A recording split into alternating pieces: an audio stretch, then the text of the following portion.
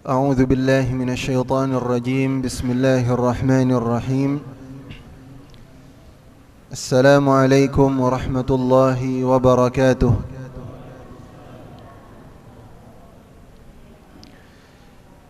إن الحمد لله نحمده ونستعينه ونستغفره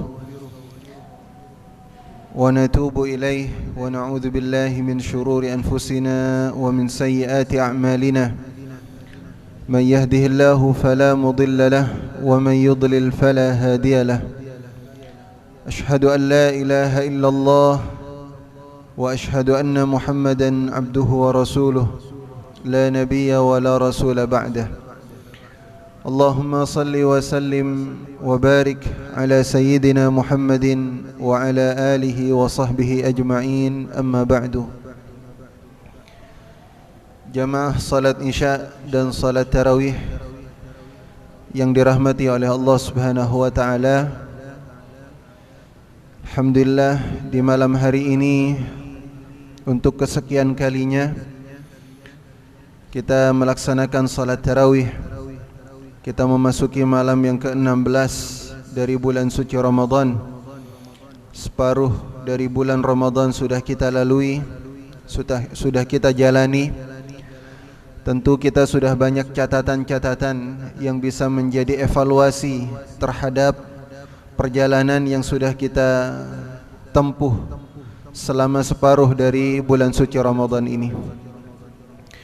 Orang yang sukses dialah orang yang selalu mengevaluasi dirinya. Seorang pedagang, pengusaha, pebisnis yang handal dan berkembang serta maju, dia akan mendapatkan perkembangan dari usaha dan perdagangannya setelah dia mengevaluasi dari usaha yang dia kerjakan. Tapi kalau ada seorang yang melakukan bisnis, usaha atau perdagangan namun dia tidak pernah melakukan evaluasi, biasanya dia akan mengalami kemunduran, kegagalan dalam usahanya. Begitulah kita juga sebagai seorang muslim, kita dituntut untuk selalu mengevaluasi, terutama bulan Ramadan ini. Kita tersisa separuh dari perjalanan di bulan suci Ramadan ini. Artinya sudah cukup waktu bagi kita untuk semakin meningkatkan iman kita kepada Allah, semakin mempertajam kedekatan kita dengan Allah Subhanahu wa taala, semakin mempertebal hubungan kita dengan Allah Subhanahu wa taala. Sebab ikhwatal iman, kalau kita tidak mulai dari sekarang juga, maka rasa-rasanya target takwa yang ingin kita capai itu hanya akan menjadi mimpi belaka, hanya akan menjadi bayangan. Sebab kita sudah mencanangkan target. Setiap kita insyaAllah sudah mencanangkan target, dan itu juga merupakan hal yang diharapkan oleh Allah Subhanahu wa ta'ala. Target yang memang sudah diinginkan oleh Allah Subhanahu wa ta'ala dari pelaksanaan berbagai macam ibadah di bulan suci Ramadan ini, yaitu menjadi insan yang bertakwa kepada Allah, la'allakum tattaqun, agar kalian bertakwa kepada Allah Subhanahu wa ta'ala. Oleh karena itu, menuju kepada takwa itu bukan sekedar menjadi teori, bukan sekedar menjadi bacaan, bukan sekedar menjadi santapan untuk kita dengar yang setiap Jumat, bahkan mungkin sekarang kita setiap malam, setiap hari kita dengar untuk selalu bertakwa kepada Allah. Mari kita bertakwa kepada Allah. Tapi yang menjadi pertanyaan, seberapa efektifkah kemudian hal itu kepada kita? Apakah kemudian dengan nasihat-nasihat itu kita semakin baik ketakwaan kita kepada Allah? Maka itu ikhwatal iman, ada satu ayat, satu firman Allah Subhanahu wa ta'ala di dalam surat Al-Ma'idah. Saya ingin mengajak kita semuanya yang hadir pada malam hari ini untuk sama-sama merenungi, mentadabburi satu firman Allah Subhanahu wa ta'ala ini, atau potongan dari firman Allah. Apa kata Allah Subhanahu wa ta'ala di dalam surat Al-Ma'idah? Ya ayyuhalladzina amanu attaqullah, wahai orang-orang yang beriman, bertakwalah kalian kepada Allah. perintah dari Allah Subhanahu wa taala agar kita bertakwa. Wabtaghu ilaihil wasilah, dan carilah wasilah menuju takwa. Jadi yang namanya takwa bukan sekedar mimpi, tapi dia harus diusahakan, harus diupayakan. Kalau ada orang yang kemudian dia berkata, saya ingin menjadi orang yang bertakwa, saya ingin menjadi insan yang bertakwa, dan seterusnya, tapi dia tidak melakukan amal, dia duduk-duduk santai, bahkan dia istirahatnya lebih banyak, dia bermain game, dan seterusnya, apakah orang yang semacam ini akan mendapatkan derajat takwa dari Allah Subhanahu wa taala? Tentu tidak. Maka itu kata Allah, wabtaghu ilaihil wasilah, cari wasilah menuju takwa, cari sarana, upayakan. Nah, kemudian para ulama memberikan kemudahan bagi kita, mempermudah kepada kita apa makna dari wasilah itu. Wasilah menuju takwa itu seperti apa? Para ahli tafsir kemudian mempermudah agar kita semakin faham wasilah apa yang bisa mempermudah kita jalan menuju takwanya Allah Subhanahu wa taala. Apa kata para ahli tafsir? Para ulama mengatakan wasilah yang pertama adalah ilmu. Ilmu. Karena sehebat apapun ibadah yang kita lakukan tidak akan diterima oleh Allah Subhanahu wa taala kalau tidak sesuai dengan tuntunan dan ajaran dari Rasulullah sallallahu alaihi wasallam. Dan tuntunan sunnah dari Nabi kita Muhammad sallallahu alaihi wasallam, syariat yang telah Allah Subhanahu wa taala ajarkan, tidak akan bisa kita ketahui selain dengan cara kita mencari ilmu. Kita mau salat tarawih, bagaimana tarawih yang benar? Dan kita sering mendengar ini sejak awal Ramadan, man qama ramadhana imanan wa ihtisaban ghufira lahu ma taqaddama min dhanbihi. Barang siapa yang qiyam Ramadan dengan iman dan penuh berharap kepada Allah Subhanahu wa taala, akan diampuni dosa-dosanya yang telah lalu. Lantas tarawih yang seperti mana? Yang seperti apa yang akan mendapatkan keistimewaan dan keutamaan yang dijanjikan oleh Rasulullah sallallahu alaihi wasallam ini? Apakah kemudian yang dia tarawih cepat tanpa ada tumakninah, yang terpenting selesai menuntaskan tarawihnya, baik itu 11 rakaat ataupun juga 23 rakaat, atau mungkin ada yang 33 rakaat sekalipun, yang terpenting selesai? Apakah yang semacam itu? Tentu tidak, ikhwatal iman. Perlu yang namanya ilmu. Harus tahu bagaimana tarawihnya Rasulullah sallallahu alaihi wasallam, bagaimana tarawihnya salafun salih, sehingga kemudian tarawih tersebut mengantarkan kita kepada ampunan Allah Subhanahu wa taala. Ini butuh ilmu. Siyam Ramadan, puasa yang kita lakukan, dan kita juga dengar dari rangkaian hadis yang tadi, man shama ramadhana imanan wa ihtisaban ghufira lahu ma taqaddama min dhanbi. Orang yang berpuasa dengan penuh iman, berharap kepada Allah Subhanahu wa taala, akan diampuni dosa-dosanya yang telah lalu. Puasa yang seperti apa? Apakah sekedar dia menahan rasa lapar dan haus, tidak berhubungan suami istri, lalu kemudian diampuni dosanya walaupun dia berbohong, walaupun dia mencaci, walaupun kemudian dia bermusuhan, walaupun dia kemudian menggunjing, ghibah dan semacamnya? Apakah yang semacam ini akan mengundang ampunan Allah Subhanahu wa taala? Kalau semacam ini, apa bedanya puasa kita dengan puasa anak yang usianya 8 tahun, 9 tahun? Sama, mereka juga puasa menahan dari makan dan minum, tidak berhubungan suami istri, tapi mereka tidak terkontrol kata-katanya, tetapi masih dimaklumi. Karena apa? Mereka masih anak-anak yang perlu bimbingan dari kita, perlu bimbingan dan arahan dari orang tuanya, ikhwatal iman. Oleh karena itu apa? Butuh ilmu. Oleh karena itu Rasulullah sallallahu alaihi wasallam menyebutkan dalam satu hadisnya betapa banyak orang yang berpuasa tidak mendapatkan apa-apa dari puasanya selain rasa lapar dan haus. Oleh karena itu orang yang berilmu kedudukannya ditinggikan oleh Allah Subhanahu wa taala. Orang yang selalu belajar, mengkaji, dia menelaah agama ini, bagaimana agar dia sampai kepada takwa, bagaimana amalan yang benar, bagaimana ibadah yang tepat, bagaimana kebaikan yang dianjurkan oleh Rasul sallallahu alaihi wasallam, amalan-amalan yang utama di bulan suci Ramadan ini. Perlu yang namanya ilmu. Bukan kemudian hanya ikut-ikutan, yang penting saya melakukan ini dan itu, tapi dia tidak tahu dia esensinya seperti apa, bagaimana cara pelaksanaannya.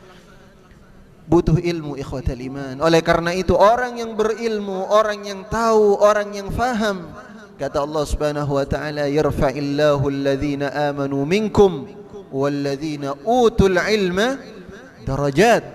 Allah akan tinggikan posisinya orang yang beriman, bukan hanya orang yang beriman. Walladzina utul ilma darajat. Orang yang punya ilmu akan ditinggikan derajatnya oleh Allah Subhanahu wa taala. Lihat bagaimana kisah Nabi Sulaiman dengan tentaranya ketika akan memindahkan istananya Balqis, Ratu Balqis. Ratu Balqis masih berada di kota Yaman, di negara Yaman, negeri Saba, sekitar daerah Yaman, ikhwatal iman. Lalu kemudian atas undangan dari Nabi Sulaiman alaihissalam, Balqis akan datang ke Palestina karena istananya Nabi Sulaiman ada di Palestina. Dan Nabi Sulaiman ingin menunjukkan bagaimana kebesaran dan kekuasaan yang dimiliki olehnya atas pemberian dan anugerah dari Allah Subhanahu wa taala. Lalu dia kemudian bertanya kepada tentaranya, siapa yang mampu memindahkan istananya Balqis? Sebelum dia datang kepadaku, istananya sudah sampai duluan. Siapa yang mampu? Qala ifritun minal jin. Ada jin ifrit disebutkan oleh Allah Subhanahu wa taala. Ana atika bihi qabla an taquma min maqamik. Saya mampu memindahkan istananya Balqis sebelum engkau beranjak dari singgasanamu. Engkau duduk, sebelum engkau bangkit, wahai Nabi Sulaiman, istananya sudah pindah sekejap mata. Perpindahannya bukan perpindahan data, bukan transfer data, tetapi transfer kargo. Cepat sekali. Kecanggihan teknologinya melebihi kecanggihan teknologi yang kita rasakan sekarang, ikhwatal iman. Lalu ternyata, apakah ini sudah hebat? Ternyata ada yang lebih hebat lagi. Wa qala alladhi indahu ilmun minal kitab. Dan ada seseorang yang spesial, dan Allah sebutkan apa keistimewaan dari orang ini. Indahu ilmun minal kitab. Dia punya ilmu. Dia punya ilmu, enggak sembarangan. Tapi dia punya ilmu. Indahu ilmun minal kitab. Ana atika bihi qabla an yartadda tarfuk. Saya bisa memindahkan istananya Balqis sebelum kedipan matamu itu kembali lagi terbuka. Jadi sebelum kembali engkau berkedip, memejamkan matamu, kemudian engkau buka kembali, itu sudah pindah itu singgasananya Balqis. Luar biasa. Ini orang yang punya ilmu. Allah berikan kepada dia satu keistimewaan, ikhwatal iman. Ini jalan menuju takwanya Allah Subhanahu wa taala. Makanya orang yang berilmu, kata Rasulullah, al-ulama warathatul anbiya. Orang yang ahli dalam bidang ilmu, dia tahu, itulah pewaris para nabi. Nah, kita juga Ramadan, saatnya kita menggali agama kita sedalam-dalamnya agar kita semakin faham bagaimana membaca Al-Quran yang benar, yang tepat. Tentu sedikit demi sedikit, ikhwatal iman. Bukan langsung, tetapi kita sedikit demi sedikit, pelan, tapi pasti. Semakin lama kita semakin berilmu, semakin faham bagaimana membaca Al-Quran yang tepat, bagaimana makna dari ayat per ayat, bagaimana makna dari Al-Fatihah yang sering kita baca, setiap hari kita baca Bismillahirrahmanirrahim.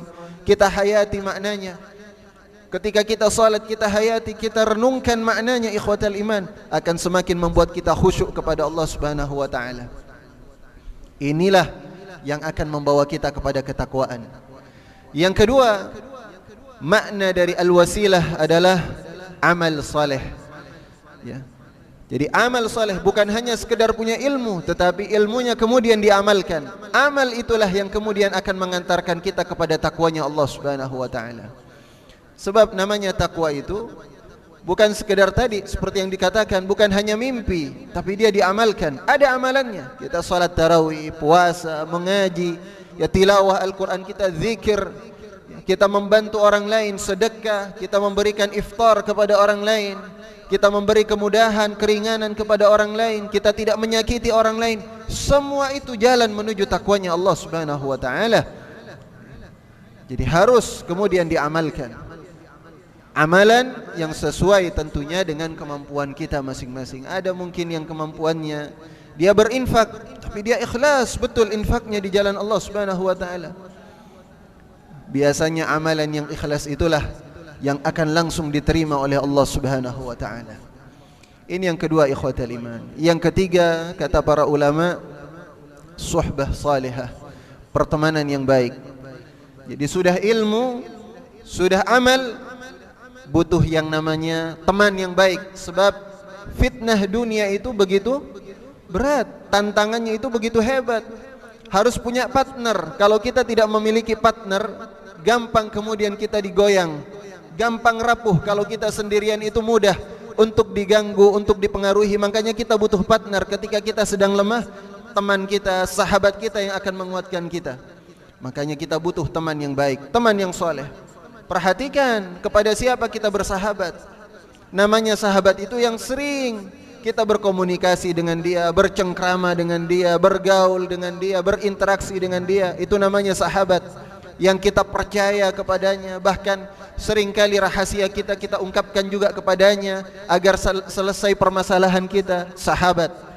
Dan sahabat yang paling utama tentunya adalah pasangan kita. Karena itu adalah sahabat yang abadi, sahabat yang paten, bukan temporer, tetapi dia adalah sahabat yang abadi yang bisa membawa kita nanti ke dalam surganya Allah Subhanahu wa taala.